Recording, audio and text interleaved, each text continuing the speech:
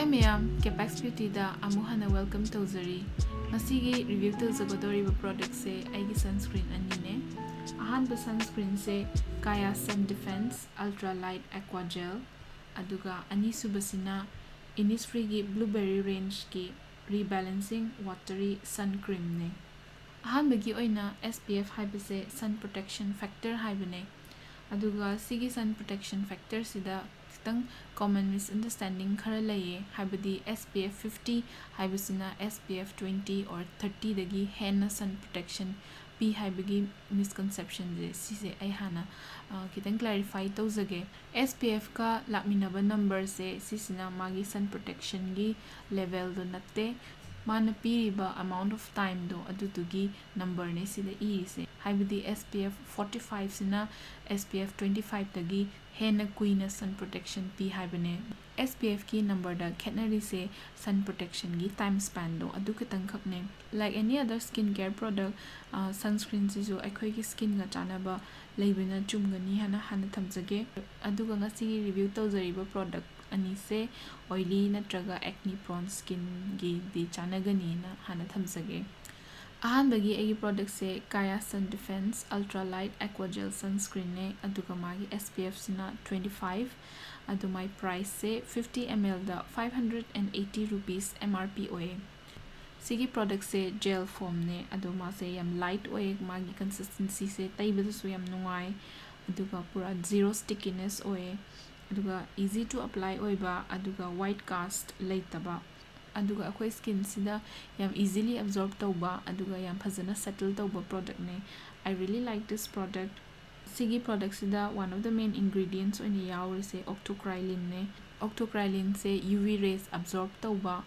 akhoi gi skin sida harmful effects of the sun dagi phajana defense piba aduga premature skin aging fight tawba ingredient ne sigi product se liquidy texture oye haibadi gel form da lak targa suma se gel gi type the consistency tawde kitang liquidy oye aduna taibada yam nungai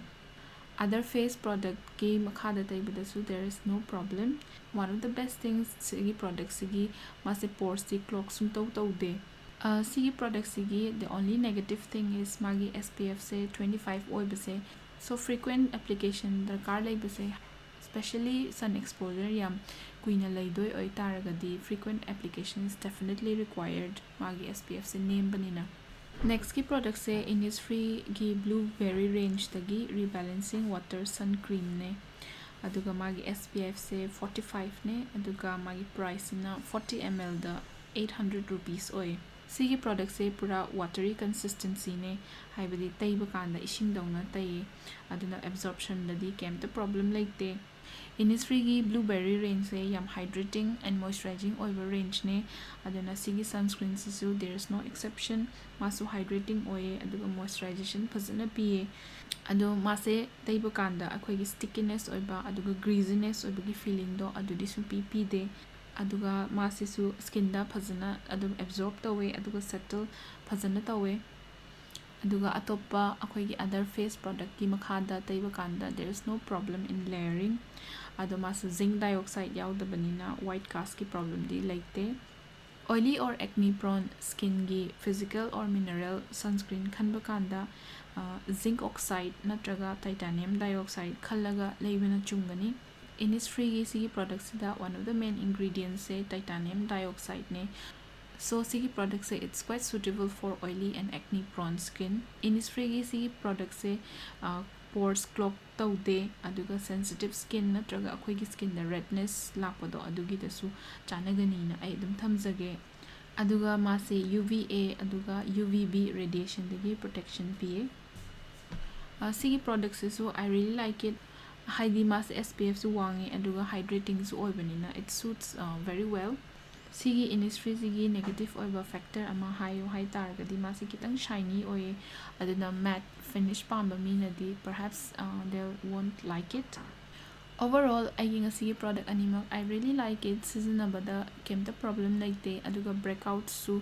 aina sizinazare iba sidadi kemta thoktree. But if I khallo hai taragadi I would choose Kaya Sun Defense se only because mase manam yaude aduga Innisfree ge sina kitang citrus oiba fruity smell amoye. Personally ID sunscreen da manam yaubase I don't like it, but that's a personal choice. Ngasigidi review se sida losinjarage. Mayam atopa kari sunscreen sizinayge do haipirao. Next video da aina sizinazaba atopa sunscreen atopa amuk hapcharake. Aduga ngasigi review tawzariba product ani se sizinaba yaw taragidi adumgi opinion do comment adum ibirao. Ngasigidi sida losinjarage. Thank you. Bye.